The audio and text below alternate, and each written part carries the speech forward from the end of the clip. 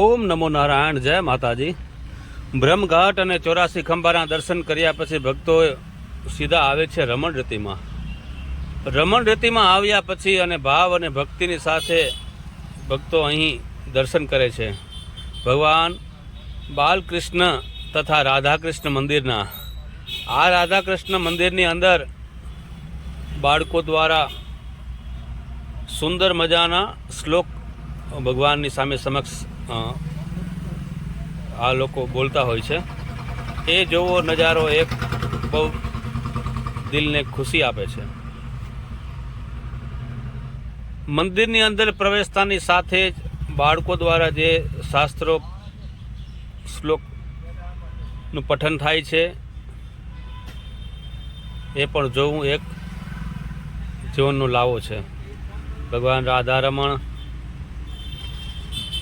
અંદર સરસ મજાના ભગવાનને વાઘા પહેરાવવામાં આવે છે અને ભક્તો દ્વારા એમનું બીજું સંગીત દ્વારા પણ અહીં ભગવાનનું અભિવાદન કરતા હોય છે. બાળકો પોતાના સંસ્કૃત શબ્દ દ્વારા અભિવાદન કરતા હોય છે. મંદિરની પાછળ જો જઈએ તો આવેલી છે રમણ રેતી. રમણ રેતી એટલે કે ગોકુલ યાત્રાનું મેન સ્થાન, કે જ્યાં સુધી ભક્તો રમણ રેતીમાં આળોટતા નથી ત્યાં સુધી એની યાત્રા, ગોકુળની યાત્રા, એ મનથી એમ માને છે કે આપણી યાત્રા ત્યાં સુધી અધૂરી છે જ્યાં સુધી એ રમણ રેતીમાં આળોટતા નથી. આવો કંઈક ભાવ લઈ અને ભક્તો અહીં આવતા હોય છે.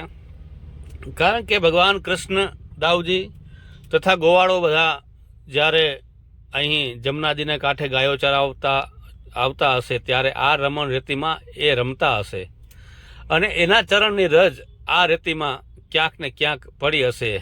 એટલે ભક્તોમાં એવો ભાવ હોય છે કે એક ચપટી કદાચ લઈ અને તિલક પણ કરી શકે, પણ એ ચપટીમાં તો કેટલી રજ આવે, એક થોડી, પણ પોતાના આખા શરીરથી અહીં જો આડોટવા માંડે તો ક્યાંક ને ક્યાંક ભગવાનની ચરણ રજ, એક કોઈ કાંકરી, કોઈ એક રેતીના કણ એના શરીરમાં જો અડી જાય તો એનો બેડો પાર થઈ જાય, એ જીવને મોક્ષ મળી જાય. આવી કંઈક જીવની એવી ભાવના હોય છે. એટલે તો ભક્તો અહીં આવે છે એ બધા આળોટવા માંડે છે.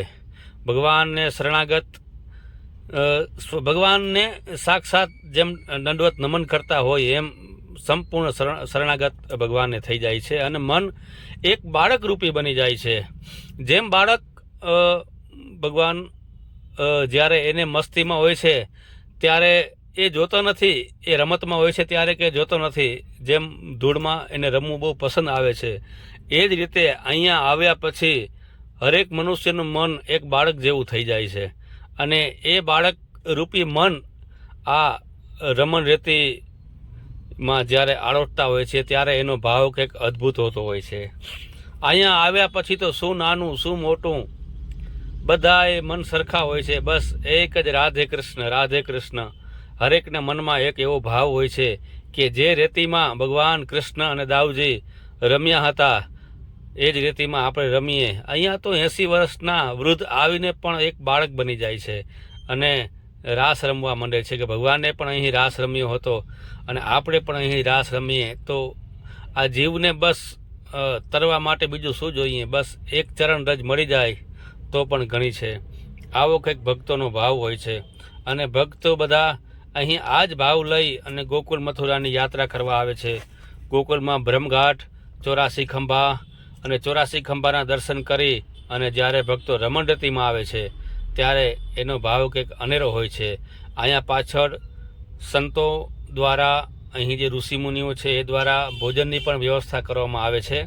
ભક્તો અહીં ભગવાનના દર્શન કરી અને પાછળ કુટીર જે બનાવેલી છે ત્યાં બધા પ્રસાદી લેવા પણ જાતા હોય છે અને પ્રસાદી લેતા હોય છે અને પોતાની જાતને ધન્યતા અનુભવતા હોય છે. તો આ વિડીયો આપણને કેવો લાગ્યો ચોક્કસથી જણાવજો અને અમારી ચેનલને સબસ્ક્રાઈબ કરજો જેથી કરીને આવા વિડીયો આપણને મળતા રહે. આગળના ભાગમાં આપણે જોશું ગોકુળ દર્શન અને નંદ બાવાનું ઘર. જય માતાજી.